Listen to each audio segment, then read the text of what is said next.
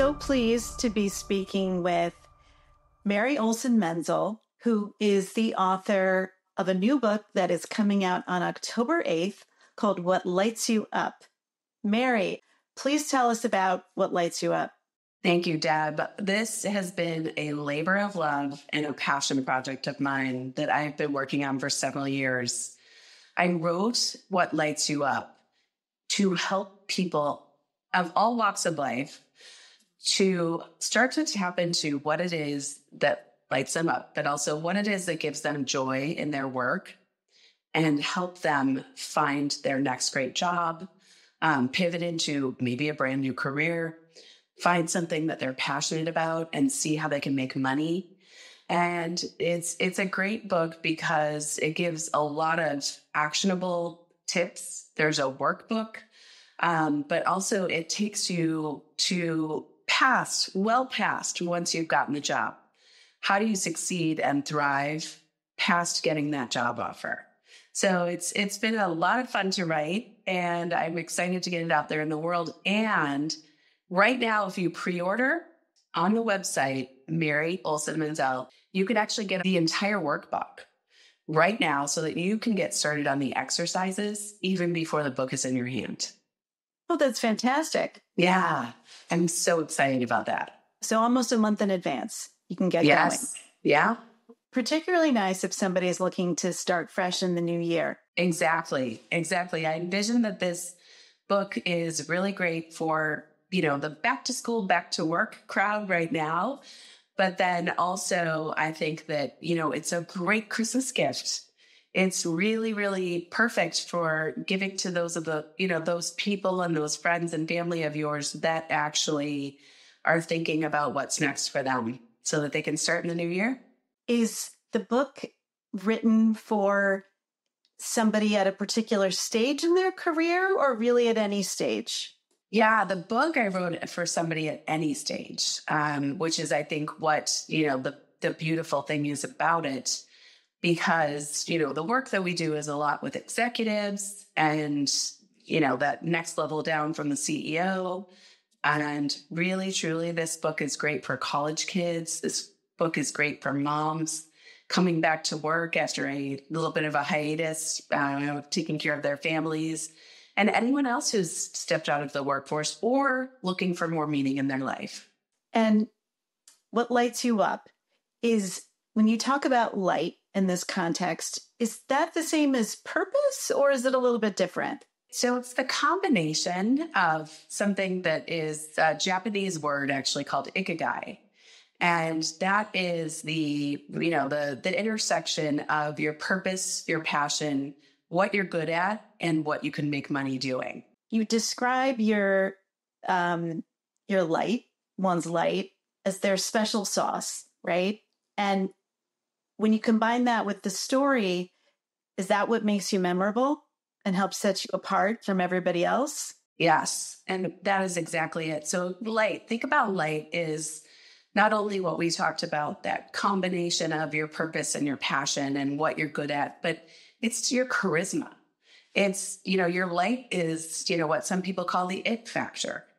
And so when you can tap into what it is that gives you joy, what it is that makes you happy, you're immediately going to be more passionate about telling your story, more interesting to the interviewer. When you bring your own energy to the interview, it makes all the difference because recruiters and hiring managers are, they have a lot on their plate, and you might be the 8th interview that they're, going through that day. So what are you going to do to make sure that story resonates with them, but also make sure that your energy kind of gets them excited?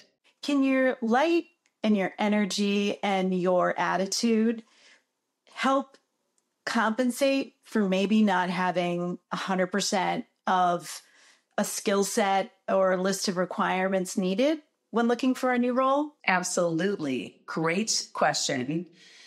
Truly, people hire people they like. Okay. That is the reality of the situation, whether, it's just the reality of the situation. So, I know as a hiring manager, as my clients, they're 9 times more likely to hire somebody that can tell the good story, that feels like a cultural fit for them, even if they're missing a couple pieces from the job description. They're willing to invest in them when they know that they're the right person for the job from a cultural and from a likability perspective.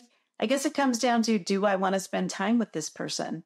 Yes, exactly. I mean, we work so many hours in the week, and you want to surround yourself with people who not only help lift you up, and have complementary skill sets, but people that you want to spend time with. And that you feel represent your company and your brand appropriately too. What's fun about this book is how you've set it up, because it's really a narrative, a self-help book, a workbook. And can you tell us the best way to sort of use it as a manual for one of these pivots and to identify one's light? So, I take you from start to finish, right, through the book. And the great thing about this book is it's very different from other career guides, because it not only takes you into when you get the new job, but then it takes you, a whole another step further to make sure that you're successfully onboarding yourself, to make sure that you're a leader, even if you're not leading people within that organization. And so the first step would be open up and buy the book, open it up and start doing the exercises. I'd love to dive into some of the specific things in the book. How has the job search process changed, Mary? It has changed exponentially, Deb. I mean, from social media to automated, resume tracking systems to AI. I mean, everything has changed. And so it's really up to us to stay abreast of new technologies and, understanding what that means for our job search. I was just thinking about this with my son, who just graduated from college, and how it's such a different world for him coming out, and how he really needs to think about so much more. It's much more robust, but yet it's much more complicated to find a job now, because you can really look in so many different places. Whereas when we were younger, we saw an opening in a newspaper and we sent a resume in, right? Now there's, Indeed and LinkedIn and all of the other, online areas where you can actually submit resumes. But still, I will say your network is the number one place to lean into while you're looking for a job. Stands the test of time. You're it's who you know. But I think the book helps you prepare for when you do get those opportunities. And when you're finally sitting in front of the person that you really want to be talking to for the job that you really want, it's incumbent on you to be prepared. Exactly. I just did a TV segment on this recently. There are, as of June, 3 million people in the US who have been recently laid off and are unemployed. It's a lot of competition. And if you are prepared before the layoff happens, that's what's going to set you apart from the rest of those people who didn't prepare. I mean, it's keeping that network strong. It's keeping your LinkedIn profile strong. It's keeping your resume up to date. And it's also, having relationships with recruiters never hurts. So doing all those things before a layoff happens is really imperative. Do you think most people understand the right way to work with recruiters? No, that's a great question. Enlighten us. Yes. So many people, Deb, actually think that a recruiter is basically like a talent scout, right? So they engage with a recruiter. They're like, well, this recruiter is going to find me a job. First of all. Wait, that's not the way it works? Nope, doesn't work that way. No, truly, it's amazing. I mean, if you want a talent scout, you come to MVP, or you come to, another company that does career coaching and opens up their network to actually help you find a job. A recruiter works for the organization. They don't work for you. So right. understanding that it is really good to have relationships with recruiters, but also understanding that they're going to be working for, the company that has asked them to hire a vice president of revenue, not for you. So the reason that is really important to stay on their radar is because when that opening does happen, and if you're top of mind, they're going to think of you. So that's really important. But also the three different types of recruiting firms, the three main types are contingency, which is typically a little bit more for like staff positions, accountants, salespeople, things like that. And they are very open to having conversations, but they're probably going to be brief conversations. The next type is truly, the retained executive search, which is the higher end. And that is your vice president level or above. You're making a certain amount of money. A company will retain a recruiting firm to actually do the entire search from soup to nuts. So that's where you're going to get a lot more interaction with the recruiter, a lot more relationship building, and also a lot more advice from the recruiter. And then, of course, there's the in-house recruiting team who are juggling a million balls in the corporate environment. And, they're obviously working for the company, but, really looking at who is going to be the right cultural fit, who's going to be the best fit for this organization, and who do I want to work with too. Right. Too many people forget that part. You have a job search toolbox list in the book, but out of those elements, what are the three most important tools in the toolbox when looking to make a pivot, look for a new role, etc.? Right. So the three most important things are your resume and how you are able to translate that resume into an interview. So resume and interview skills kind of combined, but also your network. That's one of the most important things, and something that parlays right into your robust network is a strong professional, online presence. And that means LinkedIn, anywhere else that you are out in the world on social media, making sure that it's a place that you would be proud of if your child saw you on there or if the CEO saw you on there. Fair point. And among the channels, would you call LinkedIn the most important, but is Instagram something that recruiters check also? Recruiters, when they're interested in somebody, they check all their social media, everything that they can. So Facebook, Instagram, Twitter, X, whatever, channel you're on is important to have that really. And this is especially important for the young people out there.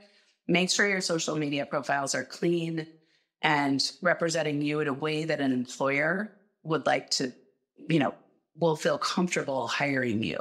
And on a platform like LinkedIn, is it equally important to post or to be commenting in relevant posts and feeds and reacting? Such a great question, Deb. It's equally important for both. I tell a lot of my clients to make what I call the LinkedIn or your job search power hour in the morning, where you're logging into your computer, having your first cup of coffee, and looking at everything in your news feed in LinkedIn, and commenting and reposting things that people have posted that you find interesting or that you think your network might be interested in. But not only that, following the companies and the people that inspire you. You have a wonderful saying in the book that a resume tells and a story sells. So can you enlighten us a bit about, how to balance those two things and get a story that's going to open up doors? Absolutely. Think about it, Deb. When you and I were coming out of college, your resume was all you had, right? There wasn't social media or professional, profile or anything like that. So the resume has just become one part of your, job search toolbox. And, to get started, it's just clear, concise, telling the story of your life. It doesn't have to be too wordy, but it does have to have keywords in it so that a resume tracking system or an applicant database can find you. So that's a very important part. Clear, concise, easy to read, easy to understand resume. The average hiring manager or recruiter actually only spends about 6 seconds glancing at your resume. 6 seconds? Yes. Yeah. Yeah. Before they decide yes or no, I want to talk to this person. So you need it to be eye-catching and something that kind of just clicks with somebody right away.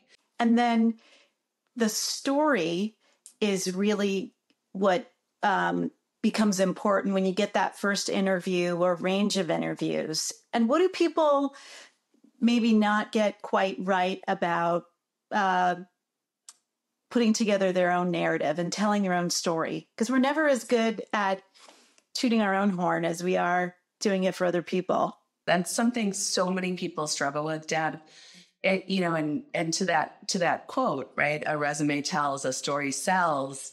The story is where you actually get to talk about the nuances of who you are and what lights you up, but also your skill set and everything else. But, if you can tell a really good story about your life and your career path, that's going to resonate with employers. Storytelling has been around since the dawn of time, and people connect to it. And so to keep, you could actually use your resume as your template, right? And practice telling the story of your life with little sound bites, with bullet points in your head of, the 3 top things that you learned at that specific job, and then why you left that specific job for another one. But the story is really the very important part where you get to draw people in. And we talk a lot about that in the book as well. Mary, everyone who goes through an interview process asks the same question, because sometimes it takes a while to hear back and you don't want to appear overly eager. But what's really best practice when one has an interview? What are the key things to do afterward? And how much time should one let pass before the next action? Great question. And it's one that a lot of people ask. So first of all, in that conversation, in the interview, the final question that you ask is, what are next steps? So that you can gain clarity around what they're thinking, what next steps are. Second thing you do is you absolutely send a follow-up note within 24 hours of that meeting. No longer. Do not wait 48 hours. But I'm serious, 24 hours. And then what I think is really nice is you can also send another follow-up note about a week later, just reiterating your interest in the job and explaining that, you left very enthusiastic and can't wait to hear what's next. Then, if you haven't heard back, I would recommend that you find an article or something that might be of interest to that employer and just send them a little note. Hey, really great to meet you last week. I thought you might be interested in this article. Mary, how many rounds of interviews is typical these days? It goes up the higher you are up the food chain of leadership. But most people end up having at least 8 to 12 interviews with one company before they get an offer. And why is that? Are people just more risk averse? Yes. I mean, that's part of it, right? I think that, we are going through a lot in this country, especially, with an election, with, all kinds of different things looming in our future. And companies are very much risk averse, but also want to make sure that they're finding the right person. So the more people that they can have interview, the better off they are in making those decisions. But on the flip side, I would say embrace it, because the more people you meet, the better understanding you're going to have if this is a company that you want to work at as well. Do you ever recommend that people follow up when they learn that they don't get the job? Absolutely. That's the hardest part though, Deb, right? I mean, rejection, you have to allow yourself to feel the feelings after the initial rejection, but it is my recommendation that you definitely follow up and ask, please, could you tell me the reasons that I didn't get the job? I'd really like to learn and grow from this experience so that I can get it right the next time. And maybe just to stay on their radar, because anything can happen. Sometimes things don't work out. And the first runner-up could become the person. Exactly. And by the way, every single person that you talk to, if it was a positive experience, they're now a part of your network. Connect with them on LinkedIn. Make sure that you're, staying connected to the people that you've had positive experiences with, because to your point, you never know.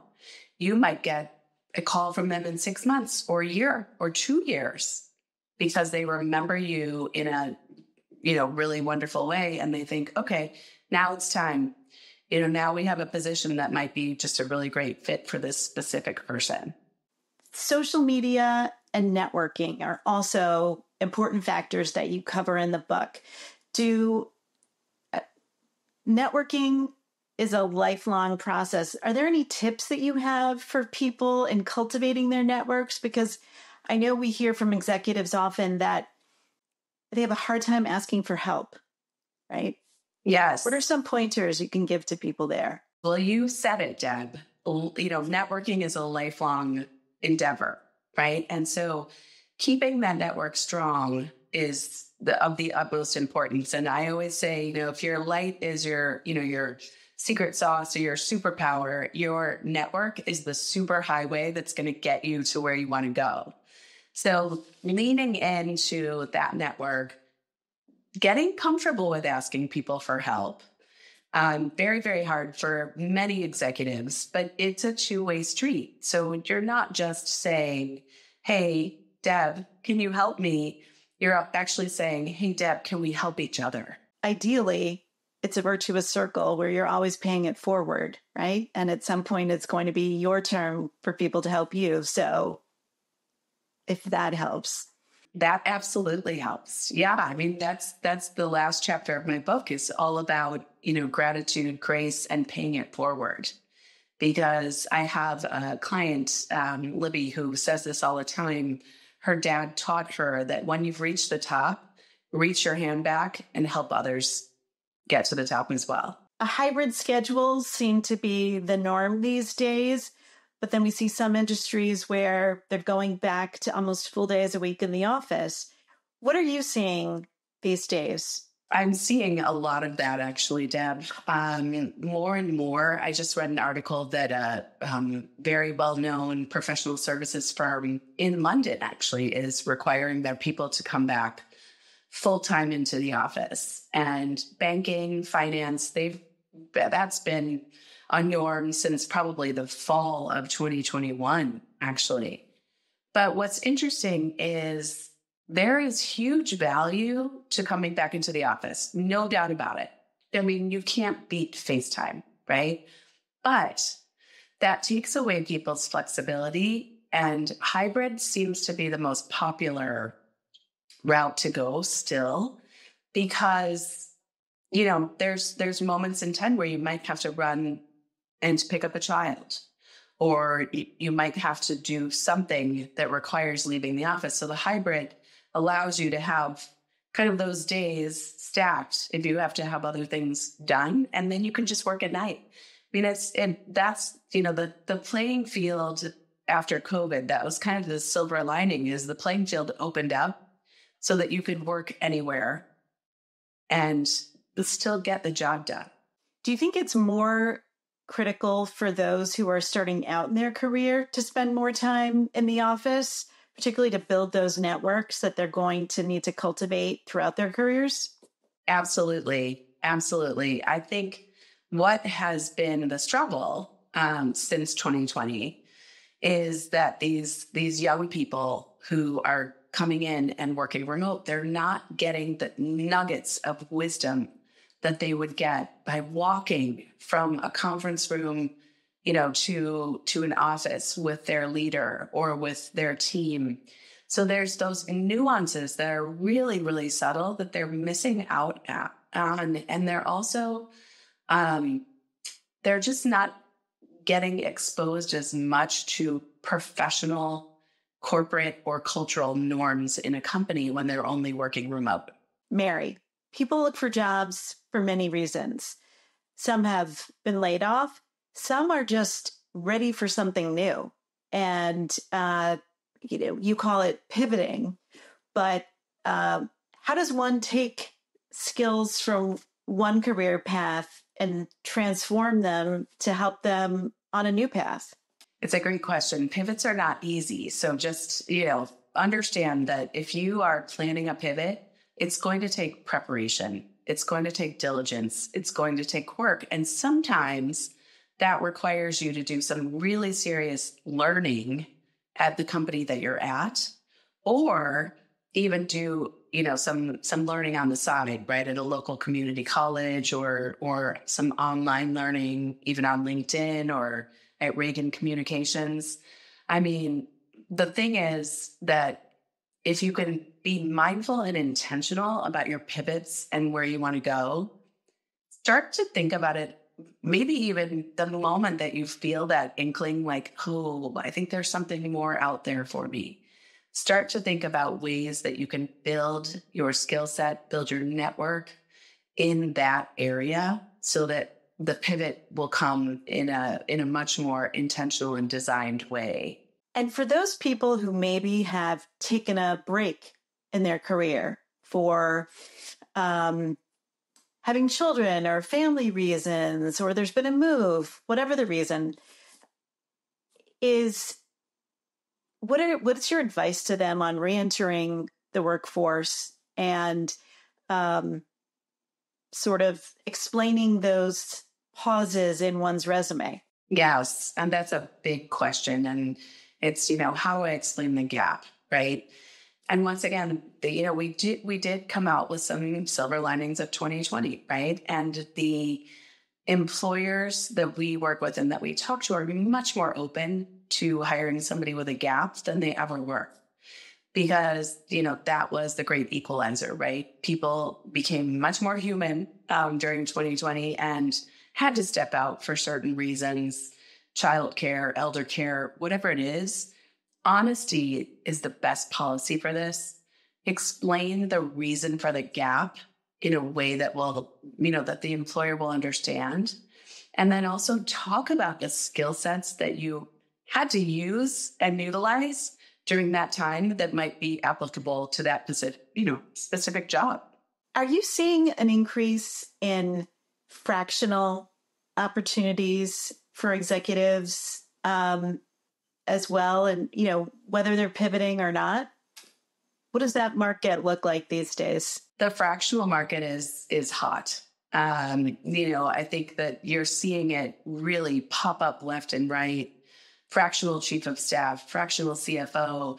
And it's really such a great idea because, project work is really important. And sometimes, back to the fact that employers are really diligent and take a lot of time, much more time than the applicant would want to make a hiring decision. It's much easier to hire a fractional CFO and see how it goes, and then actually maybe hire them if that works for both of you. But, kind of try it before you buy it kind of thing. And, understand that there's a job to be done. And this is a great way to fill those gaps. Are you also seeing that a career search is not a linear process? Yes, I sure am. And you know what? A career is not linear.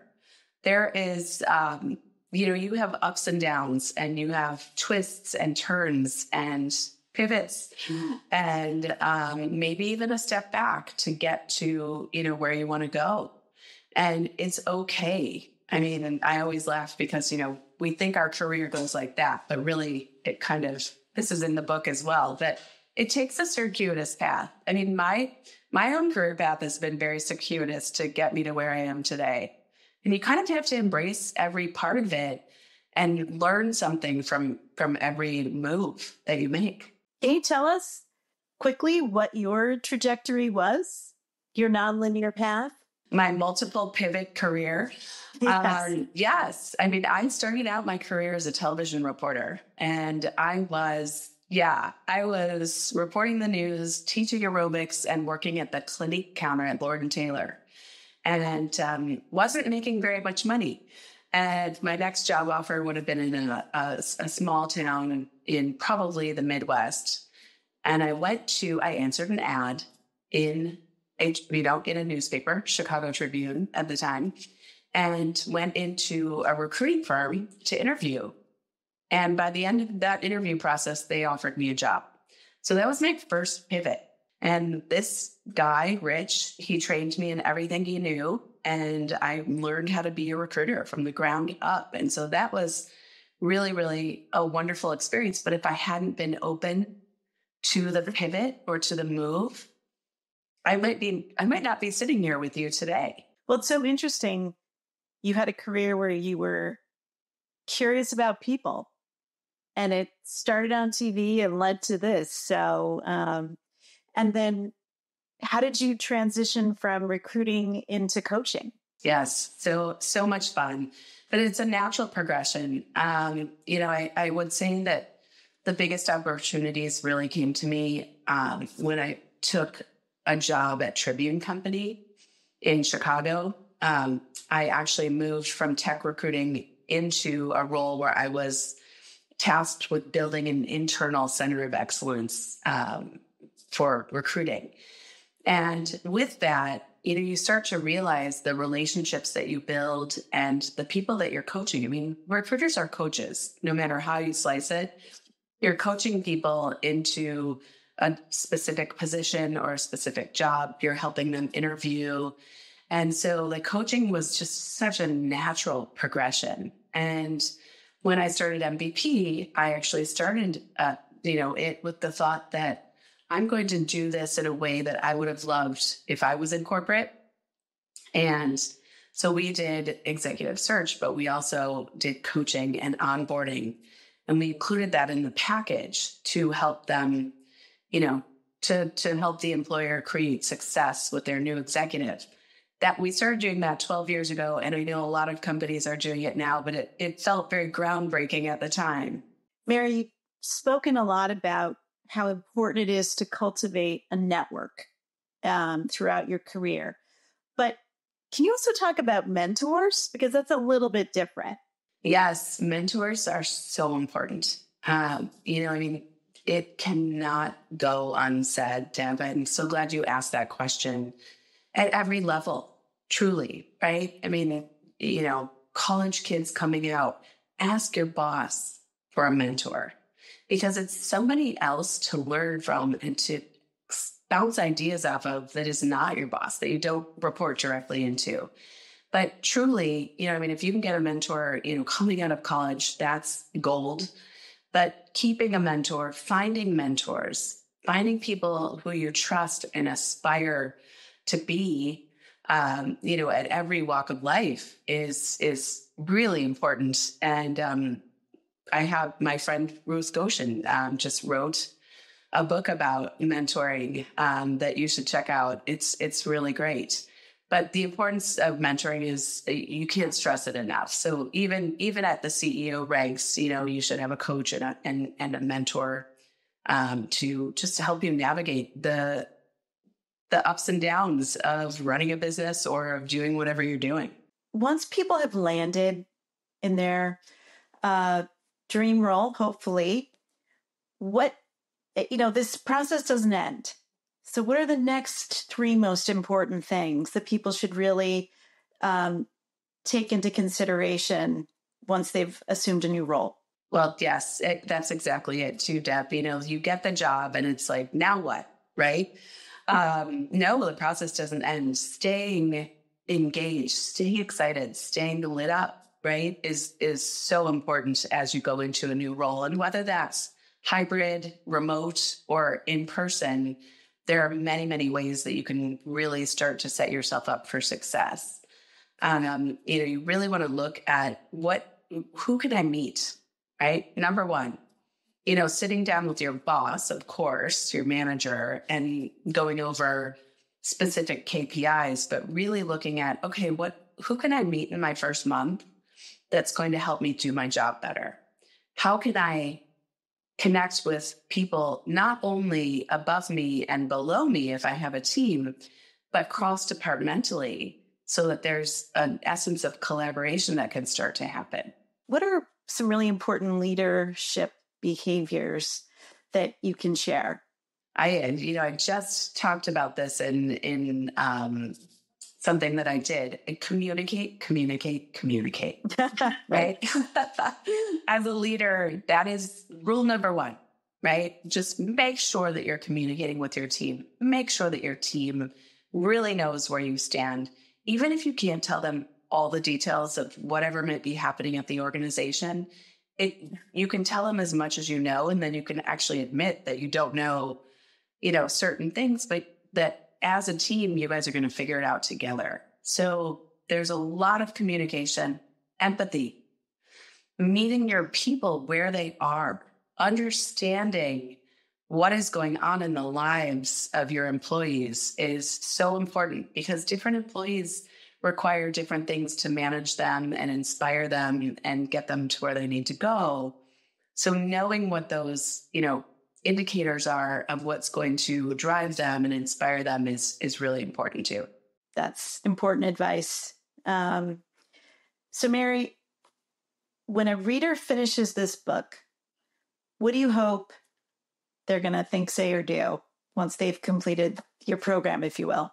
Well, the first thing, Deb, I hope this book inspires so many people to actually follow their dreams, and not follow their dreams in a, Disney sort of way, but truly follow their dreams for their career to create a life of whatever it is they need, right? Because that's different for everyone, right? Some people need balance. Some people want money. But whatever it is and whatever it is for you, I hope that it leads you to contentment in your days and your career and in your life. Well, Mary Olson-Menzel, author of What Lights You Up, congratulations on the book, first of all. And thank you so much for your time today. Thank you, Deb. It was great talking to you. You too.